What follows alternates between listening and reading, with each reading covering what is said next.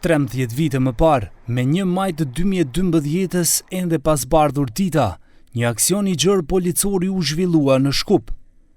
Në disa lokacione të kryeqytetit u arrestuan 26 persona, të dyshuar për rastin Monstra. Tani e 13 vite, ende nuk dihet motivi vërtet i vrasjes së 5 fisht.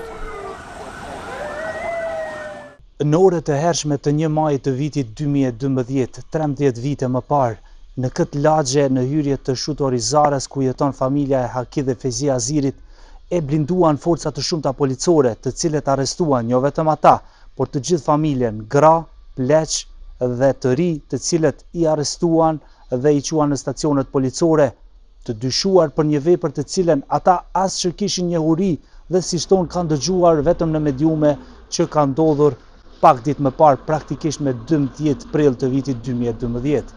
Dyshimet e ngritura nga ekspertiza që Inside 21 komunikoi lidhur me këtë dosje, që edhe prokuroria publike ka ngritur aktakuzën fillestare, tregojnë që nga momenti i raportimit të rastit rreth orës 22:30, që dallon 1 orë e gjysmë nga paraqitja e parë në polici në numrin 192.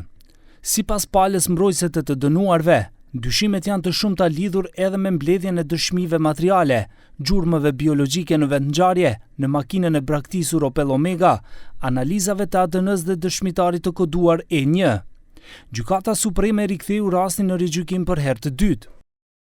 Pasi vendimet u rrëzuan, çështja u rikthye për rigjykim dhe 6 të dënuarit me burg të përjetshëm për terrorizëm u lanë të mbrohen në liri. Në mars të vitit 2018, çështja u mor përsipër nga ish prokuroria speciale publike dhe u shqyrtuan bisedat, transkriptet e SMS porosive dhe tabulentat telefonike të mbledhura si materiale të përgjuara. Indicje të marra për rigjykim të rastit Monstra nga ish prokuroria speciale publike.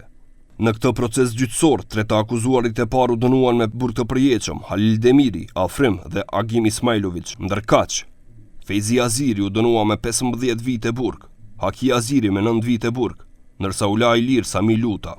2 të dënuarit e parë të arratisur në Kosovë, gjykata e Prishtinës nuk i ekstradon tek ne, pasi që ata kanë dyshime që ky rast gjyqësor është i montuar nga sistemi i drejtësisë. Edhe këtë aktvendim gjyqësor të penale se vërtetoi apeli dhe e bëri të plot fuqishëm Gjykata Supreme. Avokatët mbrojtës tani kanë nisur lëndën për në gjykatën ndërkombëtare të drejtave të njeriut në Strasburg. Deri më tani akoma nuk kanë marrë një përgjigje, por janë optimist se do të ketë epilog pozitiv.